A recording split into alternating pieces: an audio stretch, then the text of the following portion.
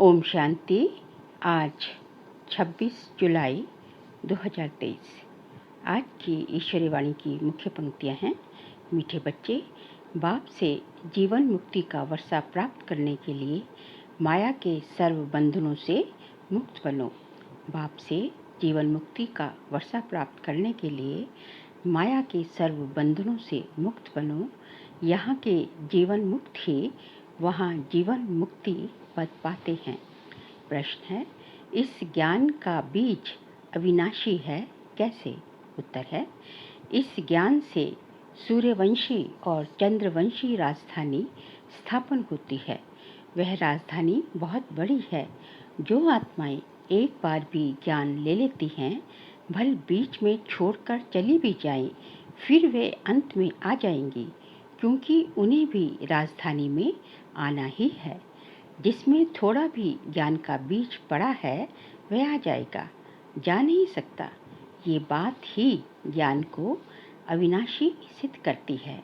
गीत है, भोलेनाथ से निराला कोई और नहीं, बिगड़ी को बनाने वाला कोई और नहीं।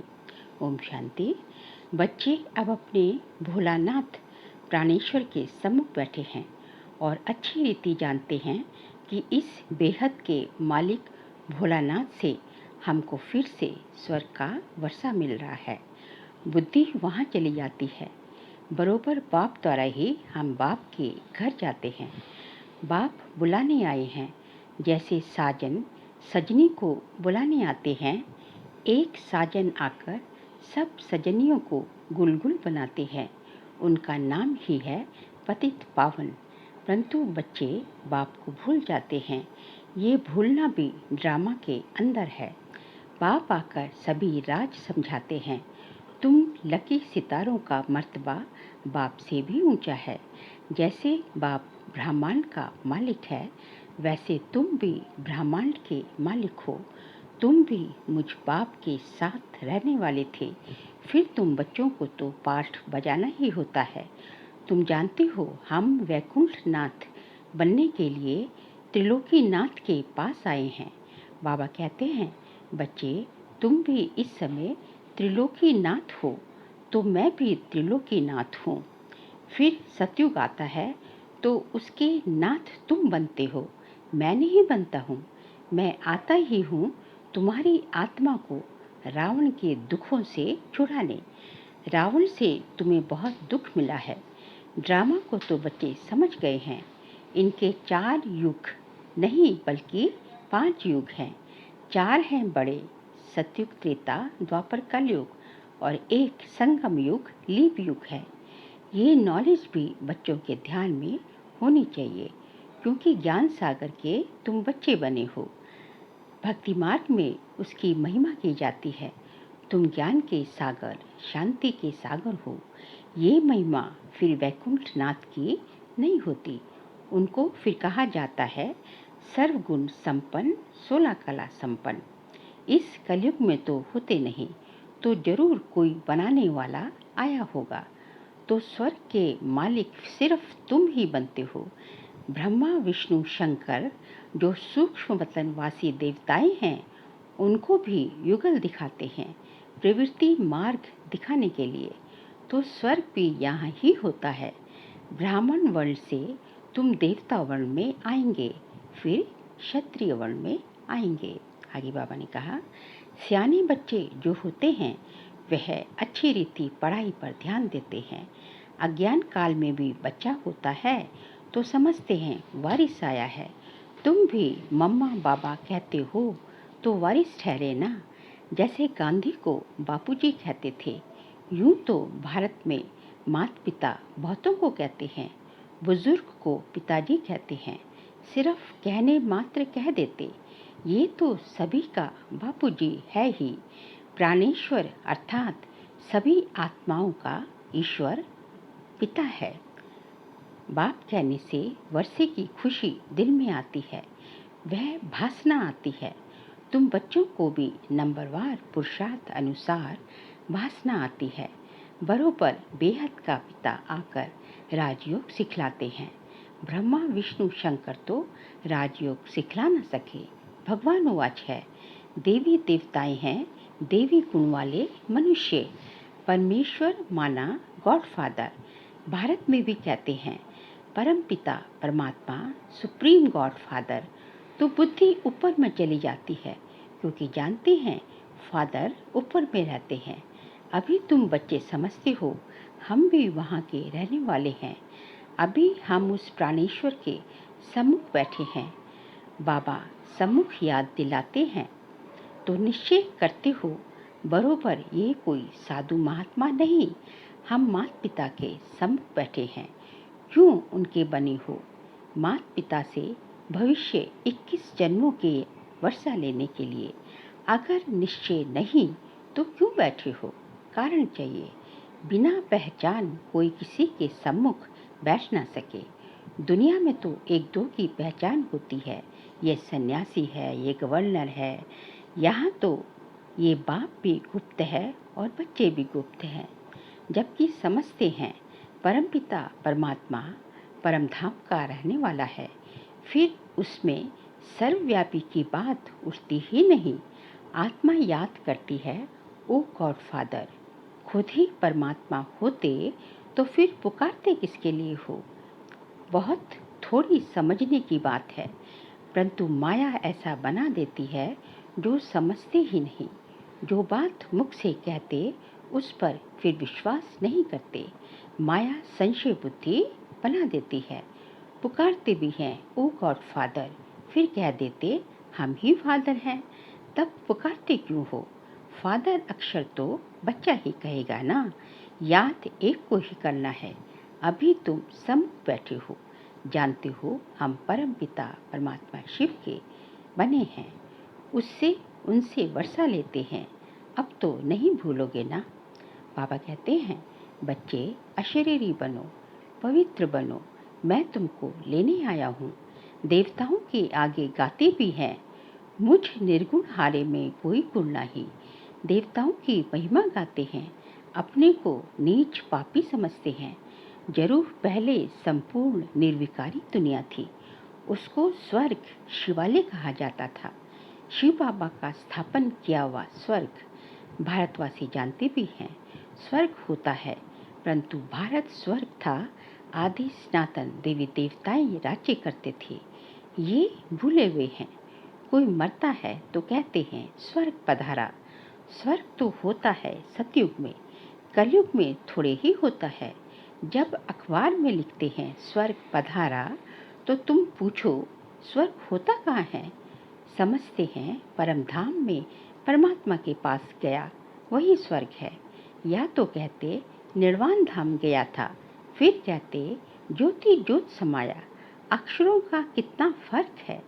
उसको कहा जाता है ब्रह्म मैं तत्व, ये है आकाश तत्व। इनको मैं तत्व नहीं कहेंगे। मैं तत्व वह है ब्रह्म मैं तत्व, ब्रह्मांड, जहाँ हम आत्माएं अंडे मिसल रहती हैं।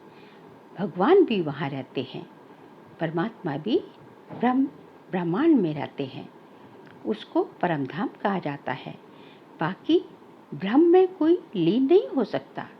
बच्चों को बहुत पॉइंट्स समझाई जाती हैं, जबकि सम्मुख बैठे हो भक्त तो भगवान को ढूंढते रहते हैं।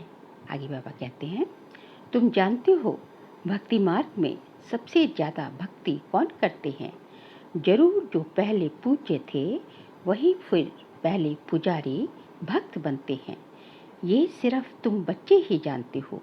गाते भी हैं आप ही पूज्य आप ही पुजारी, परंतु वह समझते हैं कि परमात्मा पिता खुद ही पूज्य पुजारी बनते हैं। ये तो रॉन्ग है। बाबा आकर बच्चों को ऊंच महिमा लायक बनाते हैं, परंतु सभी को स्वर्ग की जीवन मुक्ति नहीं मिलेगी। जीवन मुक्ति तो मिलेगी तब जब माया के बंधनों से मुक्त होंगे। जीवन मुक्त अर्थात माया के बंधन से मुक्त। ऐसे नहीं कि सभी सतयुग में आएंगे। सतयुग में तो वही आएंगे जो राजयोग सीखते हैं। ज्ञान मार्ग में कितने बंधनों से निकलना पड़ता है। मीरा को कोई इतने बंधन नहीं थे। वह सिर्फ कहती थी श्री कृष्ण से मिलना है, इसलिए पवित्र बनूंगी। तुमको तो श्री कृष्णपुरी में जाना है। वह मीरा थी भक्त शिरोमणि, तुम हो विजयमाला शिरोमणि, जो विजयमाला पूजी जाती है। भक्तों की माला कोई पूजी नहीं जाती। जो भारत को स्वर्ग बनाते हैं उन्हों की माला पूजी जाती है। भक्त तुम बच्चों की माला को पूजते हैं। पहले है रुद्र माला, फिर विष्णु की माला बनती है। ये कोई नहीं जानते कि माला किसकी बनी हुई है, सिर्फ माला सिमरते रहते हैं। अभी तुम भक्तों की माला तो नहीं सिमरेंगे ना। भक्त तुम बच्चों की माला सिमरते हैं। तुम जानते हो हमारी विजय माला बन रही है, फिर हम ही खुद पुजारी बन माला फेरेंगे। तुम राज्य भी करते हो, फिर जाकर सबसे पहले तुम ही माला फेरेंगे। तुमसे ही फिर भक्ति और भी सीखेंगे। तुम विश्व को स्वर्ग बनाते हो। बाबा आकर राजयोग सिखलाते हैं, जिसका नाम गीता रखा है। धर्म शास्त्र का नाम तो चाहिए ना। भल ज्ञान प्रायलोप हो जाता है, परंतु शास्त्र तो बनेंगे ना। शास्त्र बनाए उसका नाम श्रीमद् भगवत गीता रखा है। भक्ति मार्ग के लिए गीता मनाते हैं। वह गीता कोई ज्ञान मार्ग के लिए नहीं है। कितनी गीताएं सुनाते रहते हैं। ऐसे कभी नहीं कहेंगे कि तुमको राजयोग सिखाते हैं। कहेंगे भगवान राजयोग सिखा कर गया था, फिर उसके शास्त्र बैठ पढ़ते हैं। अब भगवान द्वारा सम्मुख वही गीता सुनकर हम स्वर्ग के मालिक बनते हैं। बाबा कहते हैं, मैं तुम बच्चों को एक ही बार राजयोग सिखाए सो राजाओं का राजा बनाने आया हूँ। जब तक सद्गति देने वाला ना आए तब तक भक्ति मार्ग की महिमा जरूर चलेगी। जो कल्प पहले आए होंगे वही आकर ये सुनेंगे। अर्जुन तो बहुत बनने वाले हैं। सूर्यवंशी चंद्रवंशी राजधानी स्थापन हो रही है, तो कितने आएंगे। इसलिए ज्ञान का विनाश नहीं होता। साहूकार प्रजा, साधारण प्रजा, नौकर चाकर आदि भी चाहिए ना। कितनी बड़ी राजधानी स्थापन होगी। मनुष्य थोड़े ही जानते हैं कि कैसे सतयुग की राजधानी स्थापन होती है। अगर ये जान जाएं तो सुनाएं। बाप को ही भूल गए हैं। निराकार शिव भगवान वाच के लिए, निराकार शिव भगवान वाच के बदले श्री कृष्ण भगवान वाच लिख दिया है। शिव जयंती के बाद फर्स्ट से श्री कृष्ण जयंती आती है। वह श्री कृष्ण है वैकुंठ नाथ, सतयुग का नाथ। ये बैठ तुमको वैकुंठ नाथ बनाते हैं। भगवान शिव के परमात्मा शिव आपको वैकुंठ नाथ मतलब कि स्वर्ग का नाथ बनाते हैं। और वो है श्री कृष्ण है, स्वयं जो है वैकुंठ नाथ। श्री कृष्ण को फिर द्वापर में ले गए हैं। कितना भारत के ज्ञान का सूत मुझा हुआ है। अब अच्छी रीति धारण कर नॉलेजफुल बनना है। देखना है हम कितने मार्क्स से पास होते हैं। अभी पास होंगे तो कल्प कल्पांतर होंगे। गृहस्थ व्यवहार में रहते पढ़ना भी है। ऐसे तो कहाँ भी होता नहीं। जो बूढ़े बुढ़िया स्त्री पुरुष बहू आदि सब आकर साथ पढ़े। शास्त्र भी ऐसे नहीं पढ़ते। माताओं को तो कहते तुमको शास्त्र पढ़ना नहीं है, पुरुष ही पंडित बन पढ़ते हैं। यहाँ देखो कौन कौन पढ़ते हैं, कैसी कैसी बुढ़िया आती हैं, वंडर है ना। गृहस्थ व्यवहार में रहते कमल फूल समान पवित्र रहे राजयोग सीखना है। गॉड फादरली स्टूडेंट बनना है। इसका नाम ही है ईश्वरीय ब्रह्म कुमार कुमारियों का कॉलेज। ईश्वर ब्रह्मा द्वारा पढ़ा रहे हैं। ब्रह्मा कोई विष्णु की नाभि से थोड़े ही निकला है। ये तो परमपिता परमात्मा की नाभि ही कहेंगे। बीज रूप तो शिव बाबा है ना। उनसे ब्रह्मा विष्णु शंकर निकले। तीनों का अर्थ ही अलग अलग है। अभी तुम बच्चे समझते हो। बरोबर विष्णु को हमेशा लक्ष्मी देते हैं। नर नारायण का मंदिर है तो उनको भी चतुर्भुज बनाते हैं। नारायण होगा तो उनके साथ लक्ष्मी जरूर होगी।